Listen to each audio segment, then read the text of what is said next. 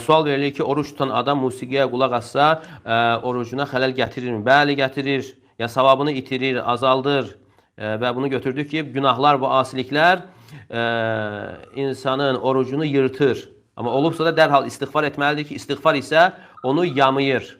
Necə ki, sələflərdən biri deyir ki, yəni oruç tutmaq sadəcə yemək və içməkdən çəkinməkdən ibarət olsaydı nə asan bir iş olardı. Ona görə oruç tutduğun zaman gərək sənin gözün də oruç tutsun, qulağın da oruç tutsun və dilin də yalandan və asiliklərdən oruç tutsun. Peyğəmbərimiz sallallahu aleyhi və səlləm buyurur ki, mən ləm yedə'ə qavləz-zur vəl-əmələ bihi fəleysə lillahi hacətun fi ən yedə'ə ta'aməhu və şərabə.